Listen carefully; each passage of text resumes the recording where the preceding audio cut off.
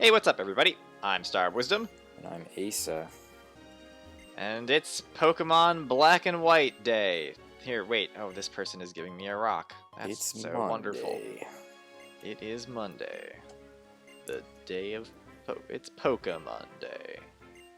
Oh, I have to go back to Dragon Spiral Tower. Oh, I thought I didn't have to do that. Apparently I do. Alright, guess I do have to go find Surf. This whole process that I thought I was just gonna skim right over. You should call this episode the Grand HM Expedition. Yes, because these episodes have titles. Yeah, wait, you still don't do titles? No, I don't. I've been doing titles for Wind Waker, but yeah, I noticed that. Because the title for this series is Pokemon Black and White Randomizer Nuzlocke Versus, like, that's too long of a title to then also stick a title on it, you know? Like, with Wind Waker it works, because I can be like, title, and then in parentheses, Wind Waker. Mm-hmm. Whereas for this, even like Pokemon Black and White in parentheses is long. So yeah, I just have the episode names without subtitles. I just have to pick shorter, like, series names, if that makes sense. Because, like, this is the name of the series, but right. I don't know. How are you supposed to know where to find the HMs? I mean, without looking them up. You're supposed to just kind of talk to people and pick them up as you're going. That's so lame. Which Nobody wants I to haven't talk to done. people in Pokemon Well, games. because here's the thing. Usually you're not, like, running through the game, because you're usually not racing another person. You're usually, like, actually exploring and talking to people and picking up useful gear. So. Yeah, but I've literally, like, never done that in a Pokemon game. I mean, usually I feel like they give you the item as you need it. Oh, I actually do have Surf. So I can just teach Surf to a Pokemon. Oh, I did catch more Pokemon, too. Let's let's teach it to Skittle. Skittle the Skitty can learn Surf. The HM expedition is over. Okay. Yeah, at least seed. You found it? Yeah. Okay, that's good. Yep, HM expedition comes to a close with both of us having the HMs that we needed. Yeah. Yay. I hope Exciting. you can fly to Victory Road. That's a good question, actually. I don't know. If it's not... I'm so paranoid now about my Claydol fainting, because if it faints, then I'm stuck with, like, a Jolteon and stuff. I want to train up the rest of the members of my team, but at this point, I don't know if it's even worth it. What item do I have my Jolteon holding? Oh, a Lucky Egg. Oh, I should probably have that in front then, because, right, I can get some XP on it. Okay. Wait, we'll why do is some more it... training. Why is the... I mean, I'm leaving now. I've given up, but... What route is this? Route 10. How do you get to Wow, Route they 11? even told me that I had to go to... I just spent the entire last episode doing something that I wasn't supposed to do because I forgot what I was supposed to do. Alright, this is fine. Up the Dragon Spiral Tower it is. Alright, well, as we are going through the things that we're supposed to be doing and things that we were supposed to have done sooner in the game, but just didn't because I wasn't paying attention. Yeah. We have a couple of questions, as usual. Griffin's topic of discussion is parents. He wants to talk about the funniest stories from our parents, most awkward moments with friends' parents, and any parental traits you admire. Okay. So that is the topic of discussion to start off. Here's what I'm going to say first of all. Funniest stories from parents. I feel like our dad has good funny stories. Yeah. But they're funnier if he delivers them, you know? Yeah. Oh, you don't have to surf across, they just lay down a bridge? Okay, well, it turns out you don't need surf, they just put a bridge down once it's actually time to go here. Great. So yeah, I don't know. It's kind of hard for me to think of funny stories that they've told us because I think delivery is so important and like... Yeah. I mean, Yeah. maybe we can take this question more as funny stories of things we've done with our parents rather than things that they've experienced themselves. Sure, yeah. This Baggin is hilarious. It just used a water type attack, which raised my... I have Storm Drain, so it healed me. Or it raised my special attack or something.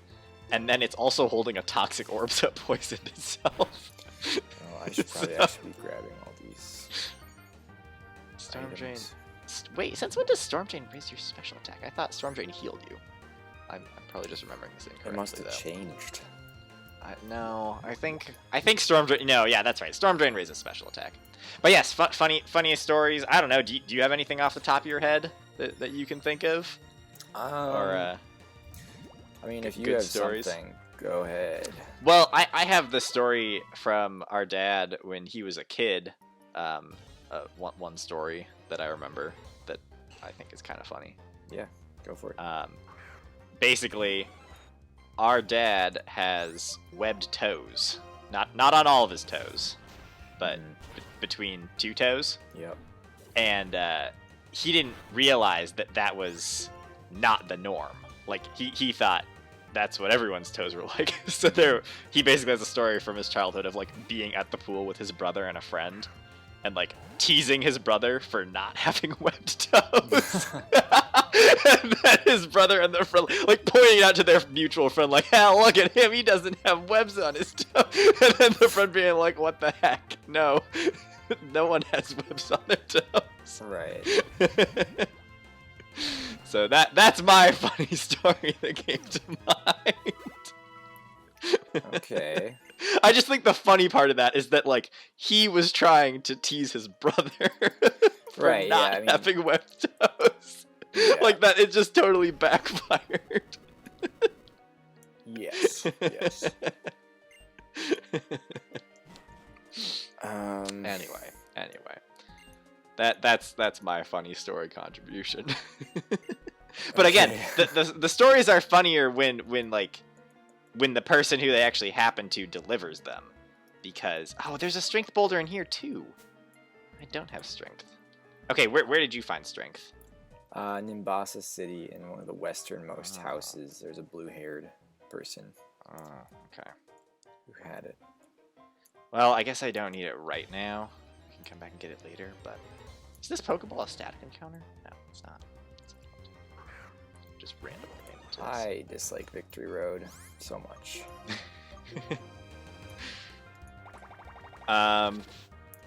Yeah, I to guess I don't think. know. I'm trying to think of other funny stories of things that have happened, but I don't know. I'm not really great at thinking. Am I gonna die? Okay, no. This Politoed can't kill me. I'm not great at, like, remembering stories just out of the blue. I feel like it's easier for me to think of stories like something has to happen to remind me of the story. You know? Yeah. It's hard to remember stuff. Just like I don't just think about stories of things that have happened. Right. So I don't know. This is actually a tricky question for me. I mean, I can think. Same with like awkward moments with. Same with like awkward moments with friends' parents, because I don't know. I haven't spent much time with other friends' parents to I actually think have of a really awkward moments. You have a good one for this? I have Okay. a really, really good story for awkward, not awkward, but just funny moments with friends' parents. Okay. And this happened very, very recently, or relatively recently, so it's like fresh in my mind. But actually, this happened with Griffin's dad, and he knows about this story, so I mean, it won't be Right. Griffin's not going to get much from it, but yeah, we so Griffin runs a D&D campaign, and for context, this happened before quarantine. I think it was like back in like, oh man, I don't know. It must have been over winter break because I was here. okay. So like early January of this year, probably. And because Griffin lives somewhat not far away, but like not in our neighborhood anymore. But his dad does. His dad and I carpooled to D&D, or more specifically, his dad would pick me up. And it was an early morning. It had been snowing all night, I believe, and then like as it got closer to morning, it turned into sleet, and essentially all the roads were just absolutely awful. And we were trying to figure out the best way to like get to Griffin's apartment, his place, and one of the well, essentially he picked me up in front of our house, and then immediately we started driving up a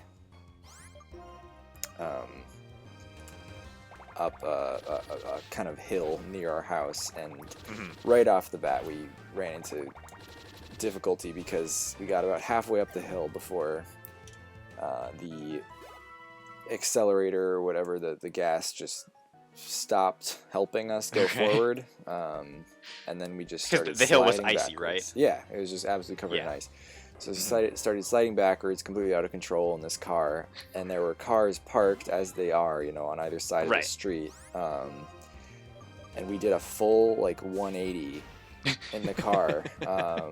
Somehow didn't hit anything. Somehow, like, seriously, like, we spun in a full 180, like, between, like, in the space between two cars on a regular width street. So that was exciting. That actually did make me think of a funny story. Yeah. From back when we used to carpool to school with a couple of friends. Back when we were in like middle school, basically. One of the parents who would drive us to school, one kid who we drove with, their parents had a car that had like a mini, like, instead of like regular rows of seats going all the way to the back, there was like the two front seats, and then there was a row of seats in the back seat, and then the trunk was almost like a U-shaped couch with the open end at the door of the trunk. And so like occasionally we'd ride in this car, and we would ride basically in the trunk facing out the back. And I don't remember this. I think it was before my time. Really? You never rode in this car? Yeah, is this... That's really funny. I think I know who you're talking about, and I don't think I was at that time. Oh, really? You weren't there? Okay, so back when I was in middle school, yeah, no. So occasionally we would ride in this like kind of old car with this random seating arrangement in the trunk, and our friend's mom, who would drive, would occasionally just like for fun, like just swerve around on the road. So we're in the back, so we're like falling around because it was like, it's like, we're going for a ride. It's like you're riding around in the trunk, basically. But just like, I mean, I don't think she'd do it like when there was traffic, but no, it was safe. Probably dangerous, safe. But no, it's just a funny memory of like, first of all, just a funny design for a car, and then secondly, funny that like that our person who was carpooling children to school was like, let's turn it into a ride for the kids. Yeah, I mean, that's kind of awesome. So moving on to parental traits that I admire, you know. No. A disregard for safety is a must. Yeah. That kind of reminds me, though, of another carpooling memory. Yeah, okay, so we're not really doing parent stories, we're just talking about carpool stories. Yeah, carpool stories only. The carpool podcast. And what happened? Oh, so there was a different parent that was in the carpool, I think, or maybe it was the same one, but in a different car, but I don't remember.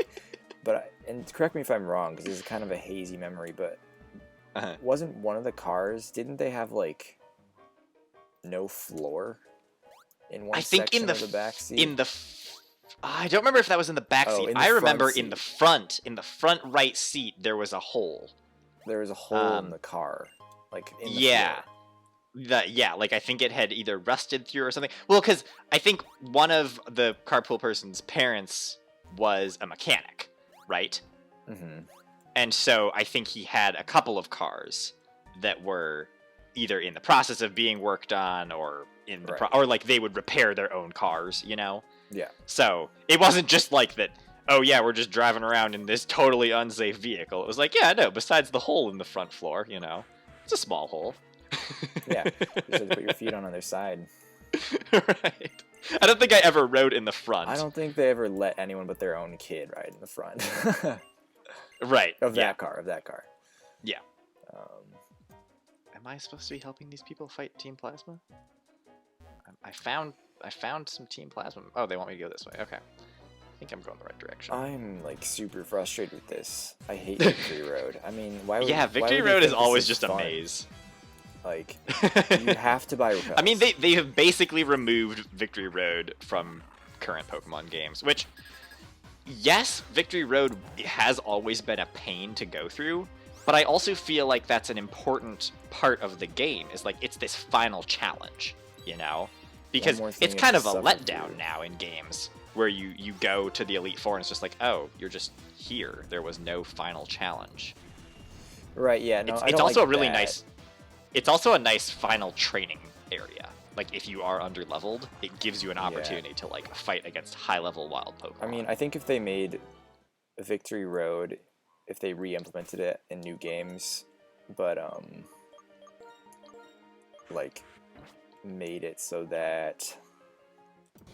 Made it, like, the wild area, and you could, like, see where the Pokemon are, so you can avoid them, because that's the worst Yeah, part you could avoid them if you wanted to. That would be cool. I mean, I like that idea. Give the option to train, but, like, it's just the worst. Putting you in an enclosed environment with random encounters. Right. I mean, I bought 30 Caves are just... I'm already down 8. Yeah. Because I literally am just trying everywhere. Like, I honestly just don't get it. Yeah. No, that's fair. Caves are rough in Pokemon games. Speaking from walking through Dragon Spiral Tower at the moment, it's annoying. Yeah. That Giga Impact is going to do damage, isn't it? Wow. Yep. Okay. Parental traits that I admire. Well, I've got our physical moves. Well, that's not ideal. I don't know why I just nasty plotted then. I guess I should switch out. Do I have better moves on anything? Psycho Boost. What does that do? Wow, that's a strong move. All right, let's give Jello a shot at glory. Yeah, parental traits you admire. I don't know. I think it's hard to necessarily pick a trait that you're looking for in a parent. In a parent, yeah. Because most of the time when you're dealing with your own parents, you don't get to pick their traits. No. You know, that's one thing. And like I said, I don't spend very much time with parents that aren't my own. Right. So that's also like weird for me to think of traits that I look for in other people's parents. I don't pick my friends based on their parents, basically, is what I'm saying. It's probably a good thing that I don't have a clear answer about, like, well, this is what I look for in my friends' parents. But do you pick your parents based on their friends? No, I think Also, no. I think it's just good to have I think it's good to have parents that are like available, and this was more important as younger kids, like going to people's houses and hanging out. You want parents that are available if you need something, but that aren't just like constantly interfering. But it's also nice to have parents who are willing to engage and interact if you're trying to like to do something. Like one thing we used to do with our dad was when we'd have friends over, we'd play tag, you know, because of the way that our house is set up, there's like side yards connecting the front and the back yards. So it basically creates a big loop. Plus, we're on a corner, so there's also a sidewalk going around the fences. So it's like there's an inner and an outer loop going around the entire house. Yeah. And so as kids, that was really fun to be able to play a game of tag, but then have someone way faster than us, so that it became like an agility game to have to dodge around like obstacles and stuff that were easier for us to avoid because we were smaller. Right. So that's one parental trait that I admired about our dad, is that he was willing to like play tag with us, for example, you know? Yeah. So I think that is a parental trait that I admire, is when you have a parent that is willing to engage with their kids and their friends when they want it. Same with like how Griffin's dad is playing D&D with you guys. Like that is a nice thing that, yeah, and you know, I mean, it's not necessary, but it's cool. It's different now because like right, we're all adults, of course, of varying right. ages, but I mean, we're more on common ground. But I mean, also with Griffin's dad and our dad, who are good friends from childhood themselves. Yep. I think it's an important sort of point of order. Right. This is a detail that some people may need. Yeah, I don't know about need, but I mean, it's helpful contextualizing. Right. Like, we would sometimes all get together, like the Griffin and his brother and his dad, and us two and our dad would get together at times, and those were always very special occasions as kids. And we would just all play games, video games or whatever. And I have good memories of that. So just like, just parents who are available and involved at times, you know? Yeah. Yep. I think that's the key word there, is like involved at times. You want parents that are fun to engage with and do activities with and participate in activities with, but that aren't like trying to hang out with you, if that makes sense. Yeah, I mean, like, have a good sense of like when it'd be fun for their kids. Yeah. Yes. Exactly. Yep. I think I agree. That's definitely something that stands out to me is when I see friends' parents who are good at finding that balance, because you also don't want people that are you don't want extremes on either end. You don't want someone who is so uninvolved that you can just do whatever you want. Like, sure, that might be kind of fun, and again, this is mostly from the perspective of when your kid's hanging out. Yeah. That you don't, you want to expect that the parental figure or adult figure around is going to be there if something goes wrong, and they're not just going to let you do whatever you want. Because I remember there were times when I was a kid where I would go to a friend's house, and like their parents were just completely no supervision, and it was just like, oh, okay. I had to be like a little bit in here. Right, like I had to be kind of more wary of like, okay, we're going and doing these things, and the friends that I'm hanging out with are like, oh yeah, this is fine. We can just go 3 blocks this way and play tag in the entire neighborhood. And I'm like, okay, this is something that you do all the time, so it's probably fine, but it's something to also just be aware of mentally, like, no one's really paying attention to where we are. I guess I have to maybe be the responsible one here. Right. But I also never had that actually be an issue. I had it be more of an issue hanging out with people where their parents were, like, too restrictive, because then it would be like, you're stuck in this room and you can't leave it. You know, and then you're like, all right, what do we do? Right. So, yep. I think those are my thoughts on parents. Parental trait that I admire. When parents are educational, again, without it being excessive. Yeah. But it's admirable when parents find a way to teach their kids' friends how to do things that they wouldn't necessarily have learned otherwise. Mm-hmm. Like, I think that's cool to have that as an opportunity of like learning a new life skill that you just haven't picked up. Right. You know. And again, that's not the type of thing that comes up super often to have an opportunity for that, but you know, that's also a cool thing. Yeah. So, sorry, but I know you had another. Oh, no. I was going to say something similar. Okay. But yeah, I mean, that's basically what comes to mind for me for discussing parents. If we have further ideas later in the episode, we can obviously come back to it. Yeah. But yeah, I mean, that's kind of what I got for that. What type is Verizian? Grass fighting. Grass fighting? Yeah. Are you fighting a Verizian? Yeah. I guess it is random. Yeah. I'm like, how did you get to the Verizian boss fight already? Please. Okay, good. Yeah. All right. I'm fighting the first of the Elite Four. I'm just doing it. You know, I'm probably just going to lose by virtue of not having enough moves. It might work. It might work. I mean, you've only got one Pokemon, right? I've only got one Pokemon. I mean, I've got... Yeah, so if it faints, then you... But... Well, okay, so remember, your last Pokemon that faints technically stays alive. Okay, yeah. But if I'm about to lose, if it faints while you have another, if it faints while you have another Pokemon in your PC, even then you have to switch to using that instead. So, Okay. Make sure you don't have any backups, basically. Otherwise, you might have some trouble. Well, yeah. I mean, at this point, I think the series has been going on long enough that like it'd be nice if I won, but I mean, so far I'm sweeping this guy. That's good. Yeah. But I mean, like, what is your level advantage on him?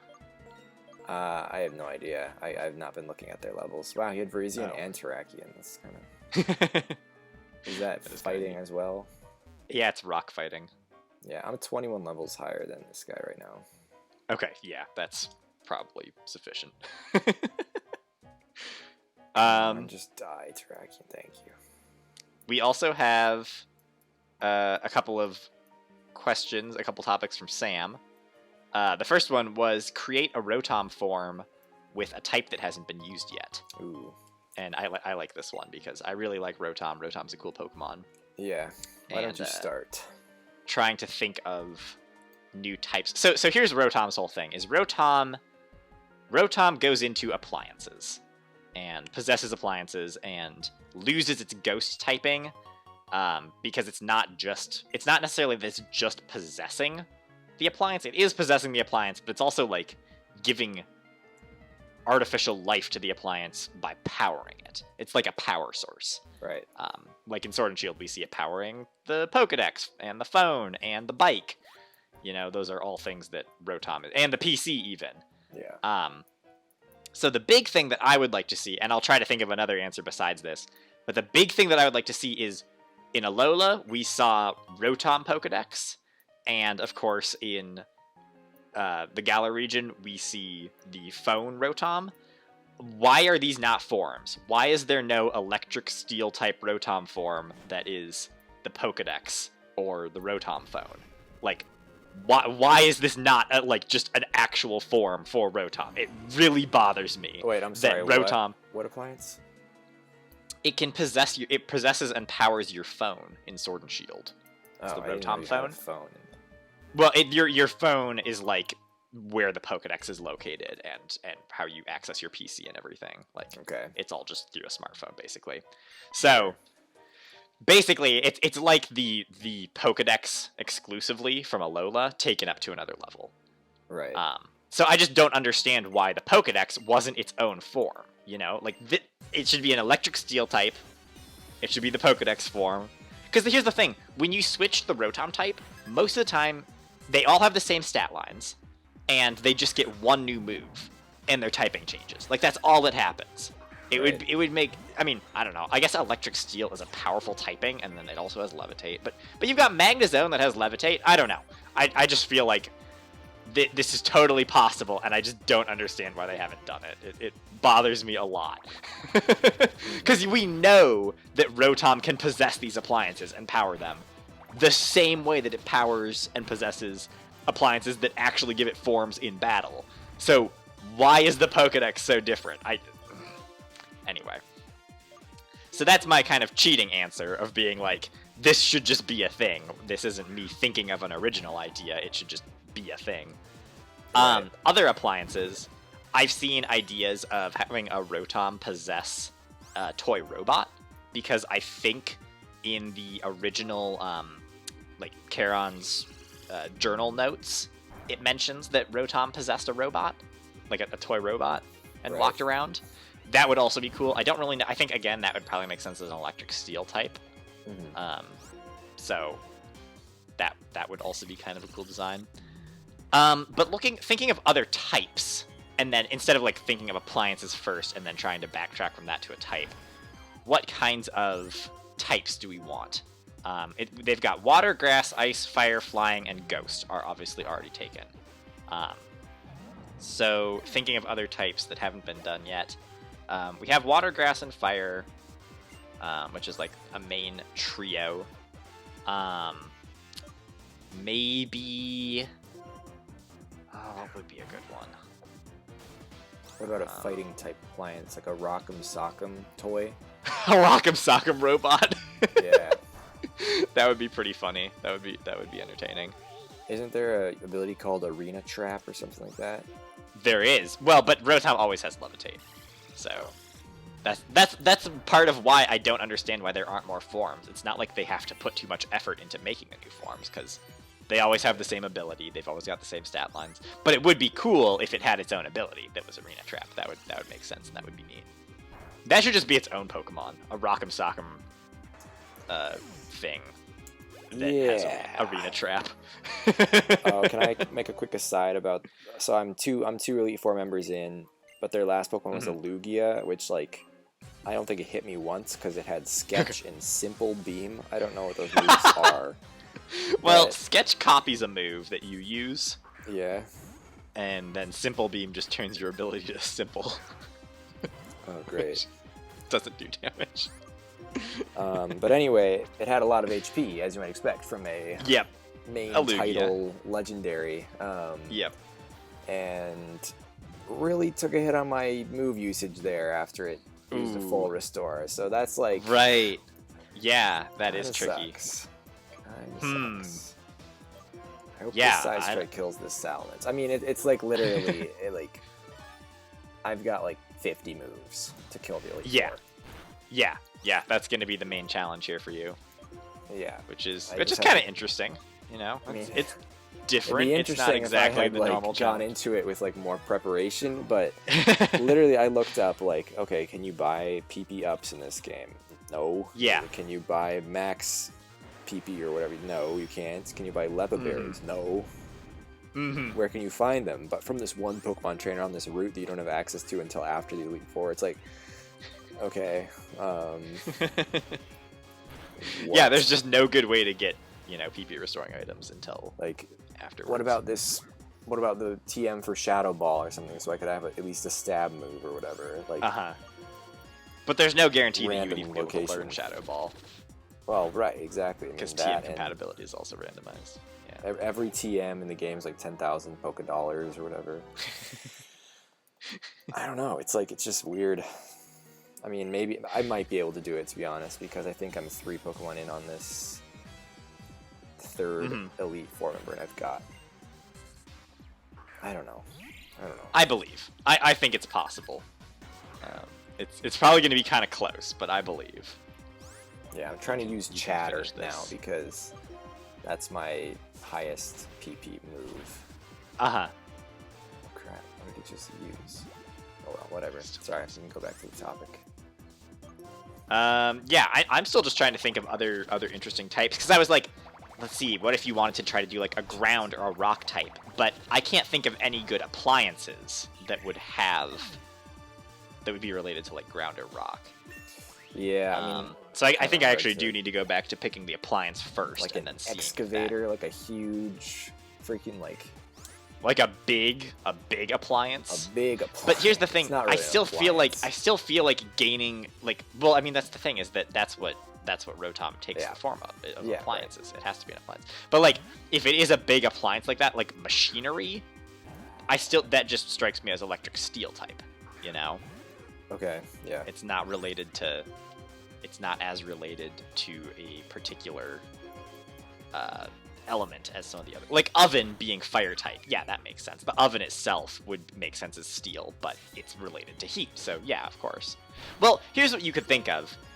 You could pick the type of move that you're using, because like obviously Rotom Heat gets overheat as its signature move. So think of other moves on that level. That the Rotom would be, like, what move would it get from that type? So for normal type, it would probably get access to, I mean, these are usually the strongest moves of the type, so it would probably get access to Hyper Beam. So what is a normal, quote-unquote, appliance that allows you to use Hyper Beam? Like a laser cannon that Rotom possesses? What about like a spotlight or something? Ooh, spotlight would be neat. That actually would be super cool. A spotlight form. Yeah, I like that idea. My honey is dying. Oh, I have 3 hit points. Okay, let's heal up real quick. Fighting all these Team Plasma grunts all in a row is a pain. Let's see, another Rotom form, another big, like, I'm trying to think of the coolest moves of each type that would be available as options. What about? For some reason, what types have we not had yet? Bug? Right, like what types? Well, yeah, I don't know. I can't think that of any bug your appliances. Nanobots. But I like the idea with my Nanoswarm of them not being bug type, but getting access to bug type moves. Like that's what I really like about the Nanobots, where they're clearly not bug type, but they still get access to stuff like Swarm and Infestation. Oh, finally I get to heal myself up. I'm just gonna quickly bring up a list of Pokemon types that I can go through and see which of these actually have like appliances that could be related to them. Okay, fighting. I like your idea of the Rock'em Sock'em toy for that. Like that's pretty good. Or like, I don't know. I feel like there are enough exercise or fitness related appliances that could conceivably be adapted into a fighting type thing. You know, it's not like a perfect fit, but I think you could do it. Poison appliances. What if it possessed like a one of those things that are used for spraying treating lawns with chemicals? Oh my god. Well, like a Roundup? Yeah, basically. Yeah. No, I don't. That would be Maybe hilarious. just like I think like golf courses probably use those like what are they called? I don't know, just like sprinklers that like sprinkle out pesticides. So that could be Yep. I like this idea for a poison type. This sucks. Ground and rock type, like I said, are difficult. Bug, I think, is kind of difficult. Psychic.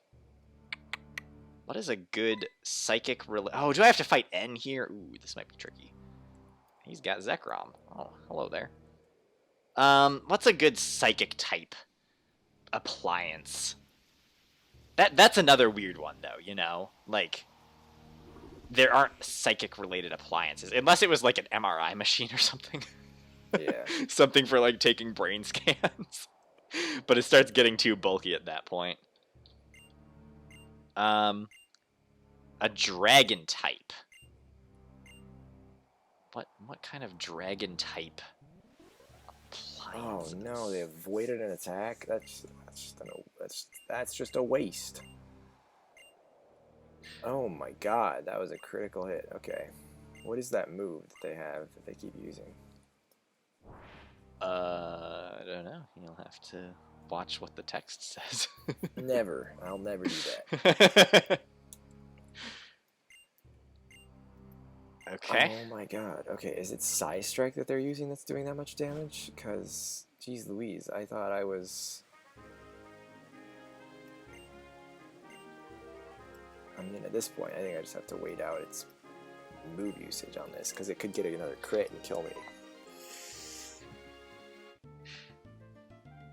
Dark Stop type. using that. The last three types, by the way, for Rotom that we could think of are Dragon, Dark, and Fairy. Of the three of those, I think Dark has the most potential. Yeah, I mean, they're all kind of just hard to do. Those ones are all hard because they're so supernatural from like any type of appliance. Yeah.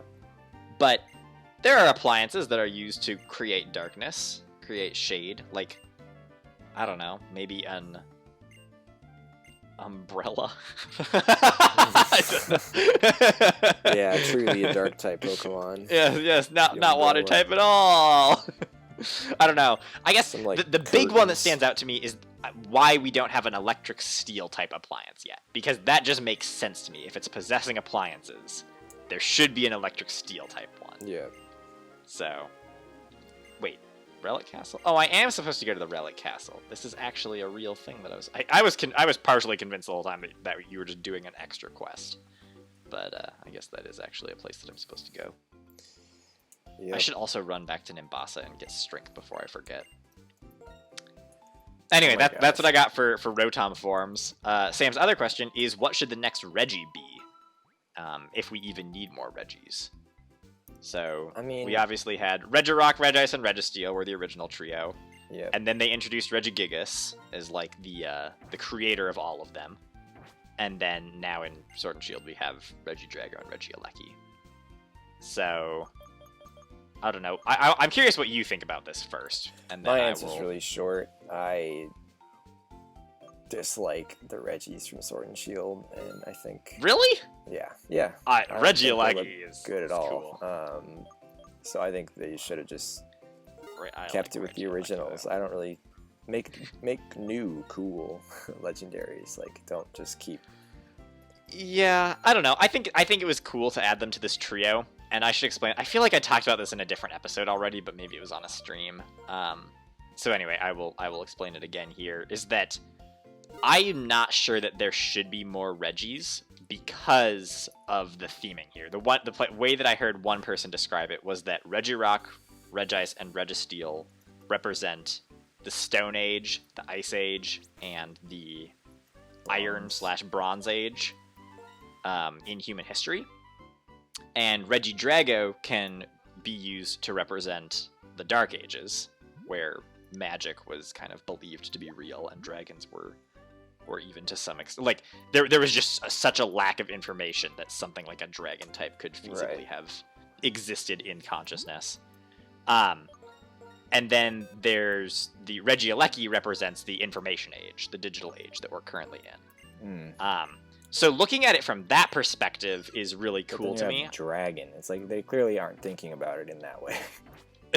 Well, no, but that's what I was saying. Regidrago represents the Dark Ages, even though obviously, okay, you could do that Regidrago, it's not called the Dragon Age, it's the Dark Ages, but I don't know. I guess they could have picked the Dark type instead, but I mean, I don't know. That makes sense. It is what it is. Those are like the 5 eras of human history that are represented.